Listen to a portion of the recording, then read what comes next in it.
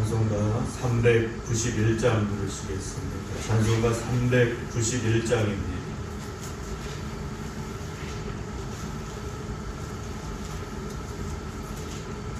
(391장입니다)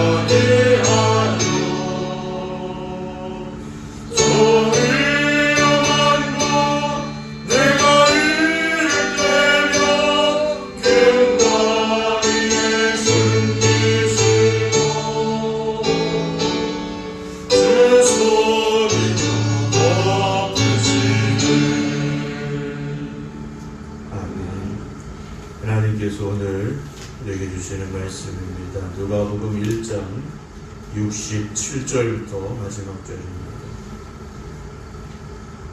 누가복음 1장 67절부터 마지막 절까지 봉독해 드립니다. 그 부친 사가랴가 성령의 충만함을 받아 이혼하여 이르되 찬송하리로다. 주 이스라엘의 하나님이여, 그 백성을 돌보사 속량하시며 우리를 위하여 구원의 뿔을 그 종 다윗의 집에 일으키셨으니 이것은 주께서 예로부터 거룩한 선자 입으로 말씀하신 바와 같이 우리 원수에게서와 우리를 미워하는 모든 자의 손에서 구원하시는 일이라. 우리 조상을 긍휼히 여기시며 그 거룩한 언약을 기억하셨으니 곧 우리 조상 아브라함에게 하신 맹세라. 우리가 원수의 손에서 건지심을 받고 종신토록 주의 앞에서 성결과 의로 두려움이 없이 섬기게 하리라 하셨도다. 이 아이여, 네가 지극히 높으신 이의 선지자라 일컬음을 받고 주 앞에 앞서가서 그 길을 준비하여 주의 백성에게 그 죄 사함으로 말미암는 구원을 알게 하리니 이는 우리 하나님의 긍휼로 인함이라. 이로써 돋는 해가 위로부터 우리에게 임하여 어둠과 죽음의 그늘에 앉은 자에게 비추고 우리 발을 평강의 길로 인도하시리로다 하니라. 아이가 자라며 심령이 강하여지며 이스라엘에게 나타나는 날까지 빈들에 있으니라. 아멘. 어제 우종님 원사님께서 서울대병원에 입원하셨습니다. 정확한 몸 상태를 우리가 알지는 못하지만 응급으로 수술을 요하는 그런 상황은 아니다라고까지 저희가 전해 들었는데요. 치료하시는 하나님께서 우리 목사님에게 좋은 결과 주셔서 속히 교회로 돌아올 수 있도록 하나님께서 역사하여 주실 수 있도록 우리가 믿음으로 함께 기도하기를 부탁을 드립니다. 우리 제 기도 방석을 우종희 권사님이 주시는가요? 기도 방석을 네. 우종희 권사님도 수술을 지금 하셔야 돼요. 그래요. 심하게 많이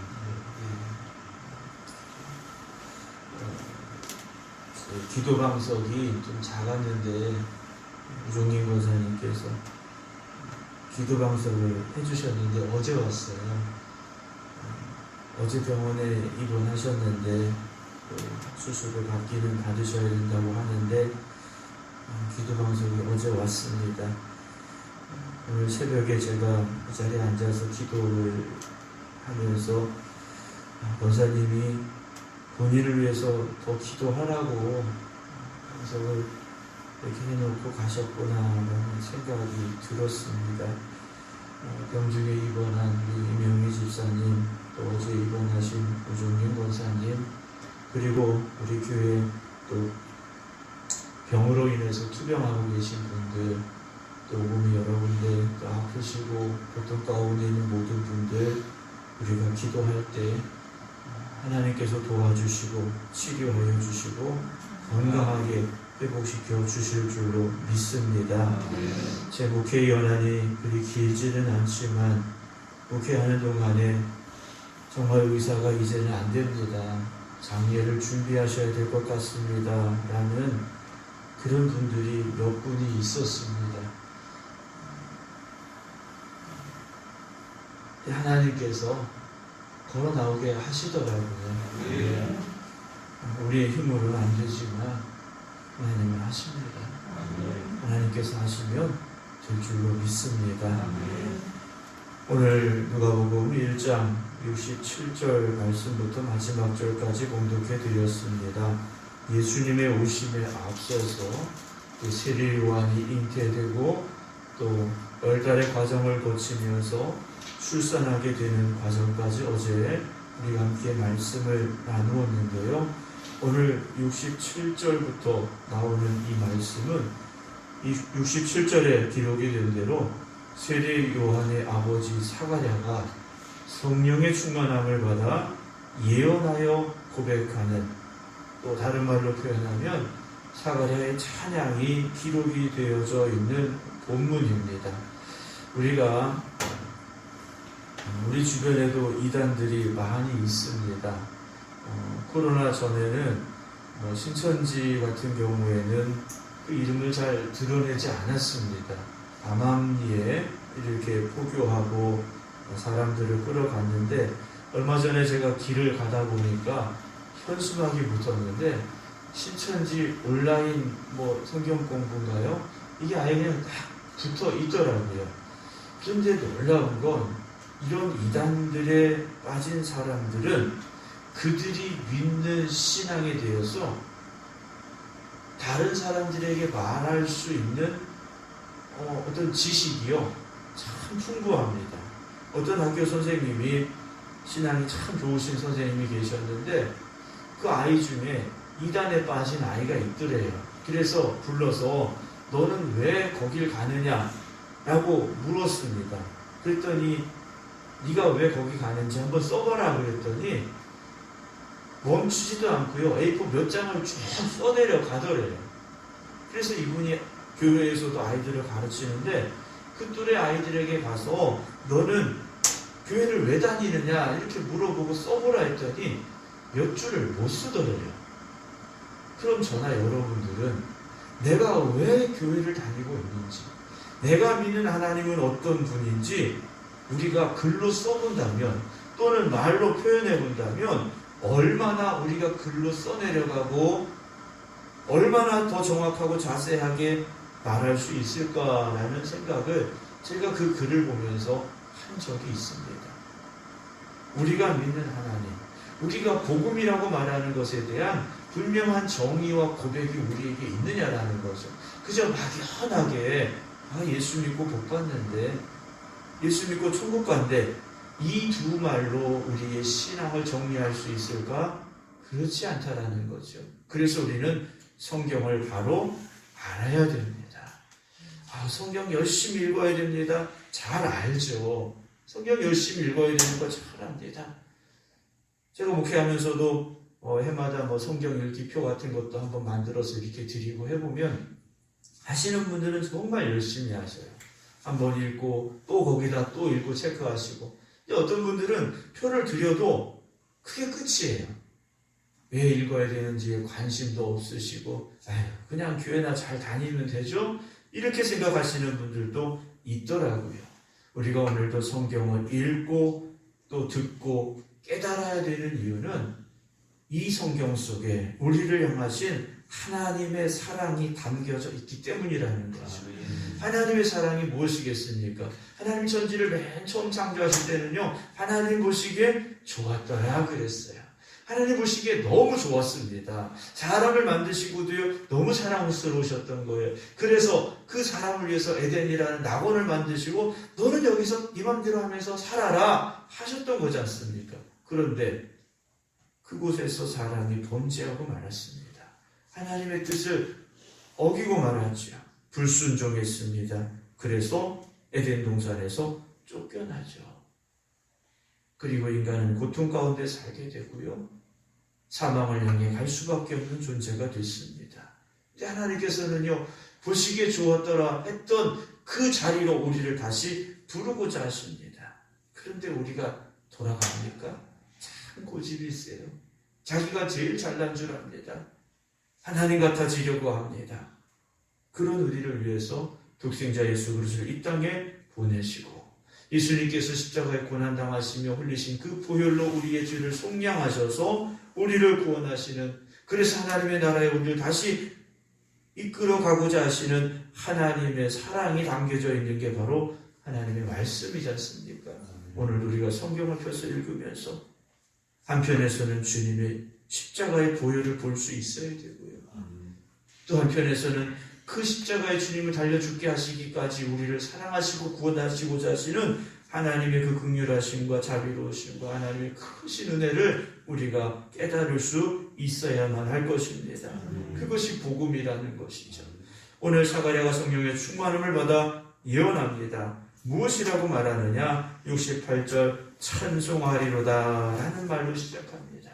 10달 동안 입을 열지 못했던 사가랴입니다. 말할 수 없던 사가랴입니다. 그런데 그의 입에서 맨 처음 나온 말은 찬송하리로다 였다라는 거죠. 그는 10달 동안 자신의 아내의 배가 불러가는 것을 보면서 자신의 그 믿지 못했던 그 믿음 없음과 하나님의 그 선하신 뜻을 깨닫지 못했던 그 자신의 어리석음에 대해서 얼마나 회개했겠습니까? 내가 연약함을 알수록, 내가 부족함을 알수록 하나님을 높여드릴 수밖에 없고 하나님을 찬송할 수밖에 없습니다. 우리가 뭐 목소리가 예뻐서 노래를 잘해서 찬송하는 게 아니죠. 내 안에 은혜가 충만해지면 그 은혜가 흘러 넘쳐 나오는 고백이 바로 찬송이라는 거 아니겠습니까? 그래서 교회는요, 찬송의 소리가 커져야 됩니다. 기도의 소리가 커져야 됩니다. 그것이 교회가 되어져야 된다는 거죠. 누구를 찬송합니까? 주 이스라엘의 하나님을 찬양합니다. 찬양은 하나님을 높여드리는 거지 않습니까? 하나님 찬양 높여드리는 거예요. 그 하나님 무엇을 하셨느냐라는 거죠. 그 백성을 돌보사 속량하셨다 그랬어요. 하나님께서요, 이스라엘 백성들을 돌아보셨다라는 거죠. 그들과 함께 하시는 겁니다.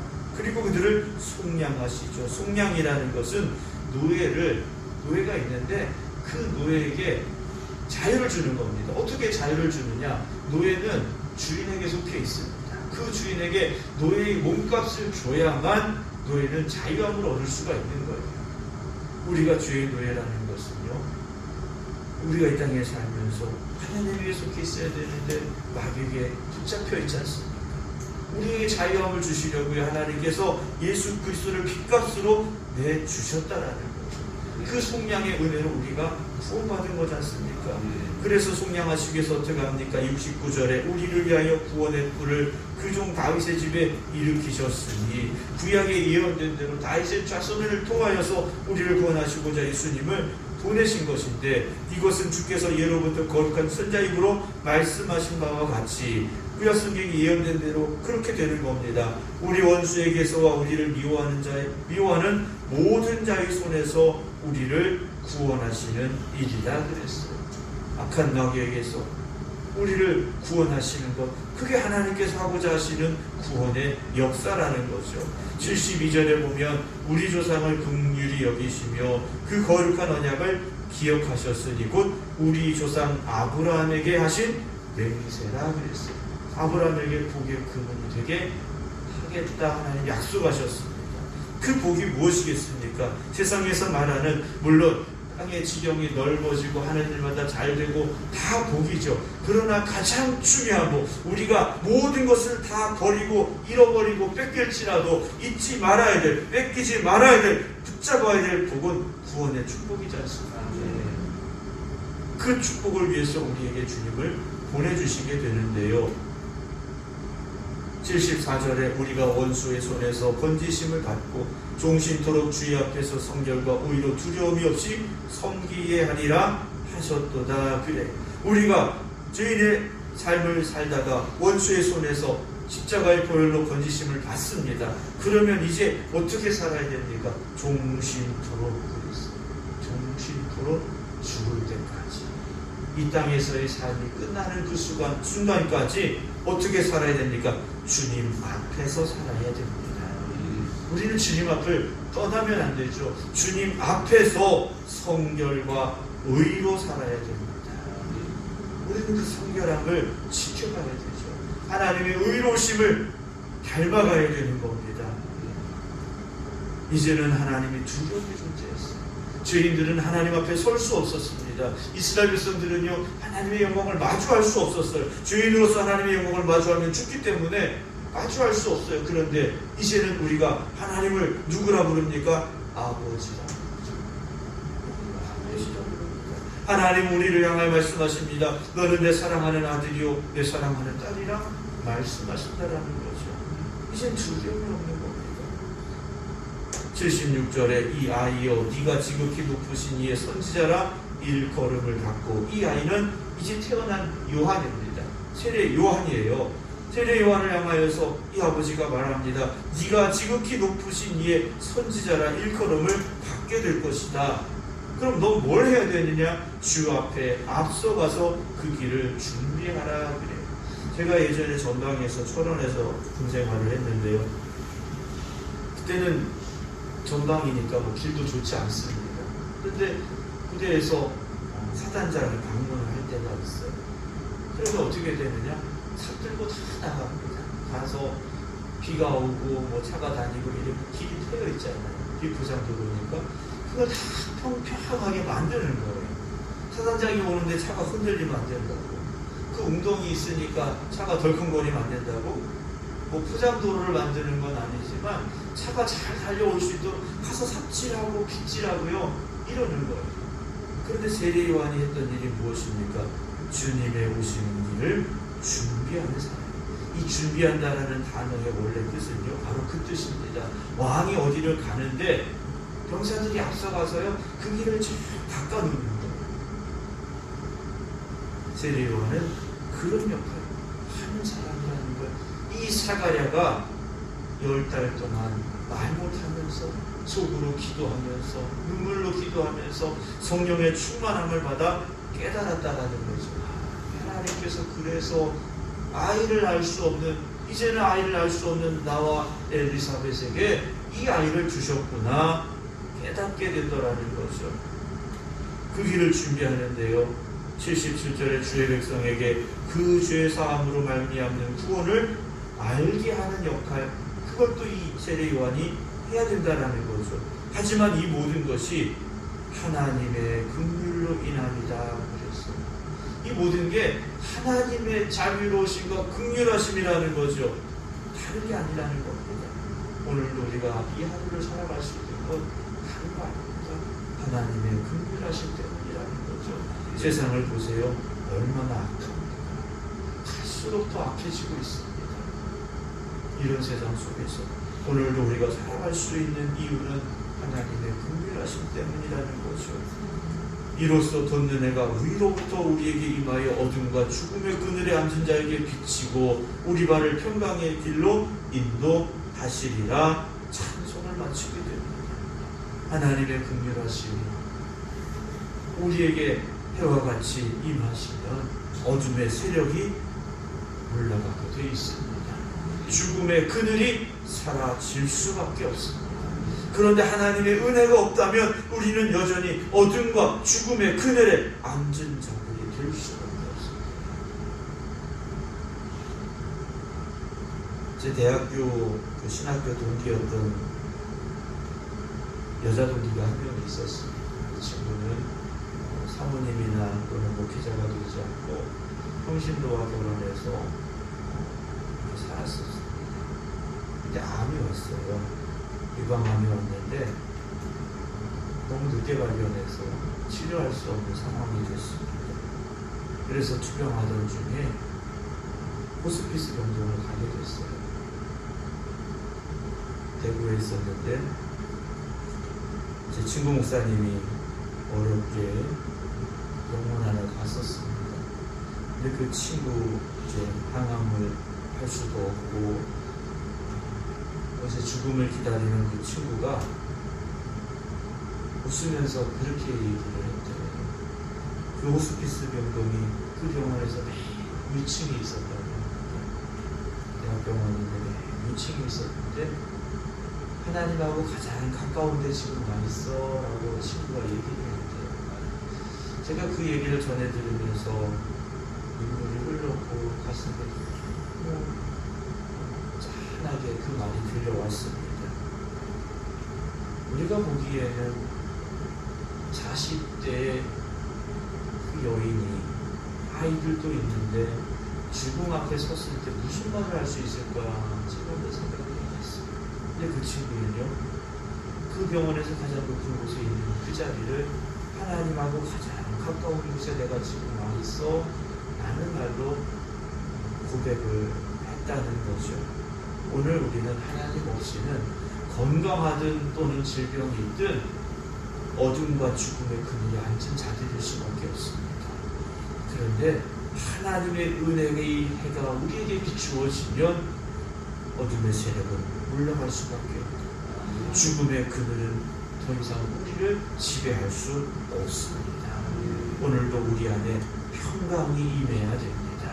몸은 힘들 수 있습니다. 삶의 고통이 있을 수 있습니다. 그러나 우리의 마음에는 주님이 함께 하시는 평강이 있기를 주님의 이름으로 축원합니다. 마지막 80절 보면 아이가 자라갑니다. 그렇죠? 태어나니까 자라는 건 당연하겠죠. 그런데 그것도 당연한 게 아닙니다. 자라가는 것도 하나님의 은혜와 축복입니다. 그런데 거기다가 심령이 강하여졌어요. 이스라엘에게 나타나는 날까지 어디로 갔느냐? 빈들로 갔습니다. 광야로 갔습니다. 광야는 아무것도 없습니다. 세상의 소리가 들리지 않습니다. 거기서 무엇을 했겠습니까? 하나님의 음성만 들었을 것이고 하나님과 함께하는 시간을 가졌을 것이다라는 거죠. 이 새벽 그 고요한 시간, 세상이 잠들어 있는 시간, 여러분들이 그런 모습이 될 수 있기를 주님의 이름으로 축원합니다. 세상이 잠들어 있는 시간에 우리가 왜 깨어 있겠습니까? 세상의 소리가 아니라 하나님의 음성을 듣고자 깨어 있는 것 아니겠습니까? 오늘도 주님과 함께하는 하루 되시고 주님의 긍휼하심과 자비로우심으로 살아가는 여러분들이 되시고 은혜의 해가 비추어서 어둠과 죽음의 세력들이 떠나가는 귀한 역사와 축복이 있기를 주님의 이름으로 축원합니다. 기도하겠습니다. 살아계시며 오늘도 우리와 함께 하시는 아버지 하나님, 이 하루를 새롭게 주시고 깨어있게 하셔서 주님 앞에 나와 주님 말씀 듣고 기도하게 하시니 감사합니다.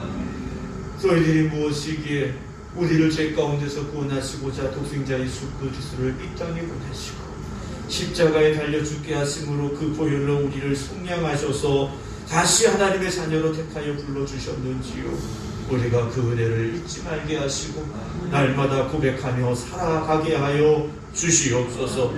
주님 주시는 그 말씀이 오늘도 우리에게 들려졌습니다. 말씀의 능력이 우리에게 임하게 하여 주시옵소서. 그 영광이 우리에게 임하게 하여 주시옵소서. 우리의 어리석음이 깨어지게 하여 주시옵소서. 우리를 둘러싸고 있는 어둠과 죽음의 세력들이 물러가게 하여 주시옵소서. 주님의 은혜로 살아가는 저희들입니다. 오늘도 이 하루가 주님이 함께하여 주시는 복된 날 되게 하여 주시옵소서. 특별히 투병하며 병중에 입원한 성도들이 있습니다. 우정린 권사님, 임영희 집사님, 주님께서 함께하여 주셔서 속히 건강을 회복하게 하여 주시옵소서.